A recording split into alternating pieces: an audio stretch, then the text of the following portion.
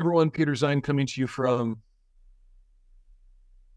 Milwaukee. I'm in Milwaukee. Okay, there has been a lot of discussion on social media and the media writ large about what's going on with the Israelis and the Gaza operation. And the term World War III and concerns of a broader regional conflict are everywhere. No, just no, no, no. There's not a single third country that is likely to get involved in this, much less a real country like China or Russia. So let's start close to the situation, explain what's going on, and then build out. So when Hamas launched their operation, I guess it's almost 2 weeks ago now. Well, no, 2 weeks ago. Yeah, they caught the Israelis with their pants down. Looking at Gaza should have been the primary goal of an Israeli intelligence, and it has been for 20 years. It's the only real security threat that they face, and they share a border with it. And every text message and cell phone call that is made in Gaza goes through an Israeli cell tower. So they should have all the tools, and we know that they have people on the ground. We know that they've been embedded within the system, and they failed utterly. So the only solution they have for rooting out Hamas is to go into the Gaza Strip and go house to house through an area twice the size of the District of Columbia with a population of 2.3 million and physically rip up everything from the roots. And that is a process that won't take weeks or months. That will take years. And when they're done, they will then have to decide if they want to stay and occupy and run it themselves, which they really don't want to, or they leave and just let the next generation of whatever the replacement is for Hamas grow up. It's an ugly situation, but it is a tempest in a teapot. Let's go through the region. The only country aside from Israel that Gaza borders is Egypt. And people forget that the Egyptians controlled the territory from 1949 to 1973 and hated it. I'd say that the only people that the Palestinians are more disliked by than, say, the Israelis are the Egyptians. And there's absolutely no love lost. And it took Biden personally interceding to get the Egyptians to agree to allow aid into the southern crossings into Gaza, because the Egyptians would be thrilled if everyone in Gaza just dies. Jordan is a non-factor. Jordan, it doesn't really have a military worthy of the name anymore. And anyway, it's a satellite state of Israel. So no problem there. Syria is in civil war, and most of the fighting is going on in the northwest and the northeast parts of the country, which leaves the south. Now, the south is primarily populated by Druze who don't really care for the central government at all, but have sat out the war. And then you've got the Golan, which is unpopulated. So any effort by the central government or by, say, Iranian proxies in Syria would have to relocate forces from a hot front to open up a new hot front where there's a buffer zone anyway, and their chances of doing anything are very, very slim. I mean, this is not the Syria of 1972 when it had a military. It's been ravaged by the war and everything's locked down. So they're a non-factor.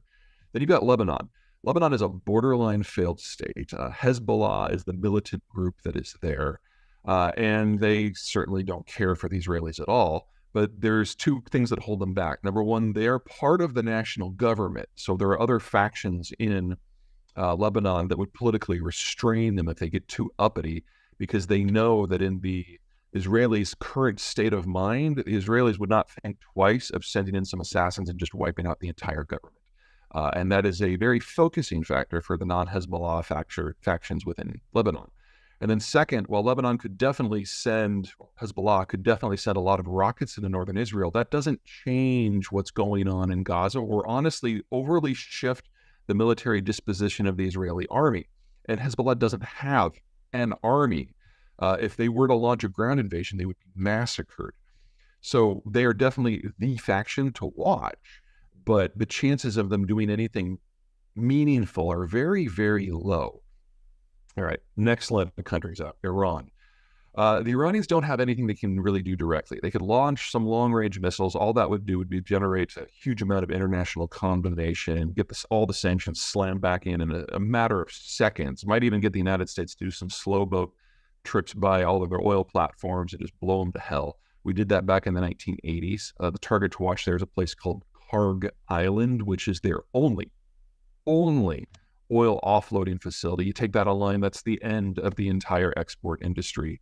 for Iran. So it's a question about whether they would risk that in order to do something symbolic that would have absolutely no impact on the ground. They also have militants in Syria, but again, they're on the wrong side of the country and they're already engaged. And if they crossed into Druze territory, that would be interesting because the Druze are badass.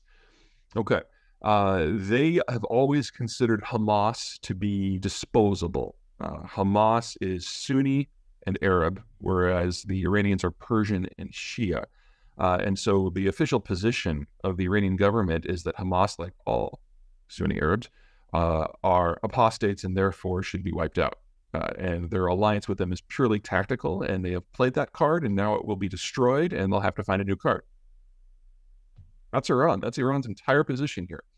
The only country that really matters, and it's not from a military point of view here, is Saudi Arabia, because the Saudi Arabians were carrying out talks with the Israelis on normalization.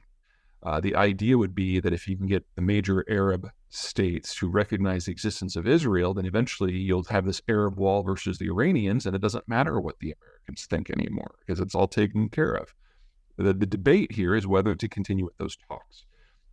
There's a generational split in Saudi Arabia. The older generation, the King Salman, likes the idea of championing the Palestinian cause and would think that if we're going to normalize, we should get something of real substance for the Palestinians. Maybe it's more control of the West Bank. Maybe it's more self-governance. Maybe it's more money. Maybe it's official statehood. They're flexible in what that thing is as long as it's real. And then you've got the younger generation of the Crown Prince, Mohammed bin Salman. He's the guy who likes to dismember and barbecue journalists, who couldn't care less about the Palestinians. He just wants them to all go away so he can get on with reshaping the region under his leadership. Think of King Salman as the CEO who spends a lot of time fishing, and Mohammed bin Salman, the Crown Prince, as the COO who actually runs the shop. And we're going to find out in the next month who actually is the major decision maker based on how this decision vis-a-vis Israel goes. But no one in Saudi Arabia is talking about resurrecting the sort of policies that Saudi Arabia enacted back in the 1970s when they created OPEC and basically shut down global oil markets until Israel was punished. That's not even on the docket right now. So their discussion is relevant, but not from a war point of view. Okay, that's everybody in the region. Let's go out. Again, start with the United States. We are not going to be putting boots on the ground in Gaza or Israel in order to fight this conflict or help the Israelis with the cleansing operations. That has never been something the U.S. has ever considered in any age, in any war in this region, or any war that involves Israel in this region. Sorry, very important detail. What we will do is help them with intelligence and equipment and munitions. And what we will do is attempt to locate our own people. The Israelis have at least 100 of their citizens have been kidnapped and taken back into Gaza. There's at least a dozen Americans. And the Israelis and the Americans have very, very different views when it comes to hostages. The Israelis treat it as a non-factor because they have limited resources. And if they allow their citizens to be kidnapped and allow that to dictate policy, they're always going to be on the back foot. But the United States, number one, has a lot more resources to throw at this if it wants to. And number two, there's a social contract between the American citizenry and its population. Whoever you are, wherever you are, whatever you've done, whoever has you, we will come for you. But first we have to find you.